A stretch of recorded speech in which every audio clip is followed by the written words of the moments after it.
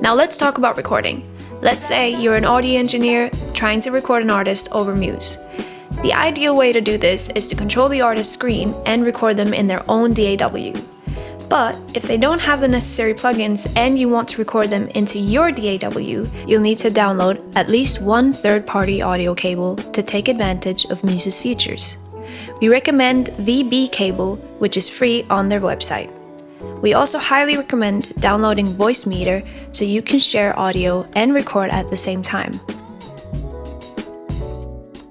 If you use Ableton, FL Studio, or a DAW that allows you to select separate inputs and outputs, you can select a virtual audio cable for recording. Make sure that simple recording is enabled in the settings under the Recording tab. Select the audio device you want to use for recording. Again, we recommend something like Voicemeeter output, but you won't be able to use it to share computer audio at the same time. An example setup would be the B cable for sharing DAW audio and Voicemeeter output for recording. If you also want to share computer audio, you'll need a third audio device, such as Hi-Fi cable. Once you select the recording device, arm the user whose audio you would like to record by pressing R under their name and next to their desired input channel.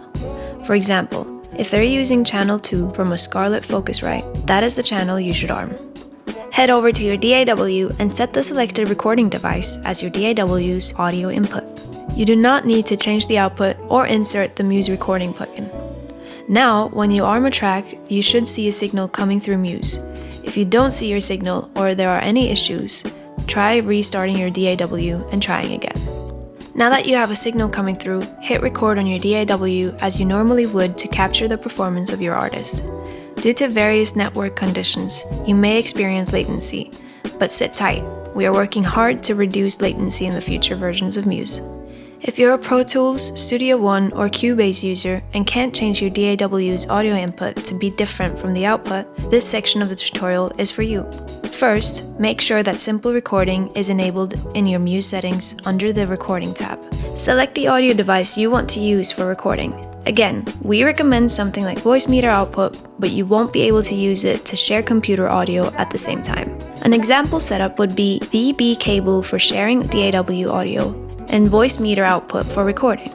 If you also want to share computer audio, you'll need a third audio device, such as Hi-Fi cable. Once you select the recording device, arm the user whose audio you would like to record by pressing R under their name and next to their desired input channel.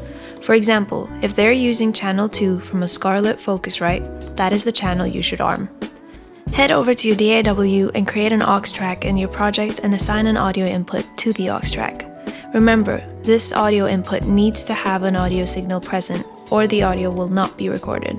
Next, add the Muse recording plugin to the aux track. This is the only instance of the Muse recording plugin you will need for your entire session.